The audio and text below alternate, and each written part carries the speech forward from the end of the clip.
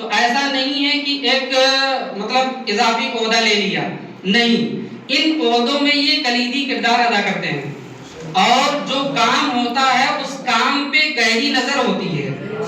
اور جو تحریریں ہوتی ہیں ان تحریروں کو اگر وہ شائع ہونے لائق نہیں ہے تو ان کو شائع ہونے لائق بناتے ہیں۔ اور ایسا نہیں ہے کہ میں صرف آگے بڑھوں، بلکہ ایسی ایکیڈمک شخصیت ہے ان کی کہ میں صرف نہ بڑھوں بلکہ میرے بعد نہ جانے کتنے شاگرد ایسے پیدا ہو جائیں جو دین متین کی صحیح طور پر خدمت کر سکیں، اس کوشش میں حضرت رہتے ہیں۔ اور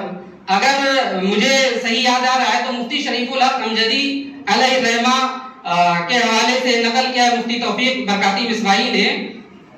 کہ دنیا جب پھنستی ہے تو میرے پاس آتی ہے،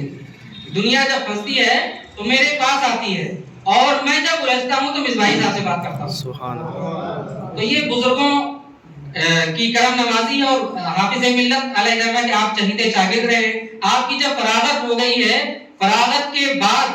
خصوصی طور پر پھر پڑھنے کے لیے حضرت حافظ ملت نے اشرفیہ آپ کو طلب کیا، تو اس وقت آپ پہنچے اور آپ کے ساتھ میں حضرت علامہ بدر القادری علیہ الرحمہ وہ بھی پہنچے۔ اس وقت حافظ ملت نے فرمایا کہ آپ لوگ آ گئے ہیں ادارے میں، اور ہم کو بھی کیا کہتے ہیں صدر الشریعہ نے بلایا تھا، یعنی آپ کو سنت کو زندہ کر رہے ہیں۔ حدیث میں جو ہے اعلیٰ حضرت تک جو روایت حدیث کا وہ ہے، وہ صرف دو واسطوں تک حضرت کے پاس سلسلہ ہے، ایک حافظ ملت، دوسرے حضرت صدر الشریعہ، پھر ڈائریکٹ حضرت اعلیٰ حضرت علیہ الرحمہ تک ان کا سلسلہ پہنچتا ہے۔ اب میں اس میں بہت دیر تک زیادہ نہ بولتے ہوئے بلکہ خصوصی تیاری جو برادرم محمد نور الزمان مظہری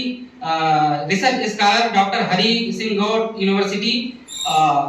انہوں نے خصوصی تیاری کی ہے، تو کوشش کریں مختصر الفاظ میں بیان کریں، اور اگر ریپیٹیشن آ رہا ہے مولانا مقبول صاحب کے ساتھ تو اس کو کٹ کرتے جائیں، اور پھر بیان کے اس کے بعد حضرت کا خطاب ہوگا۔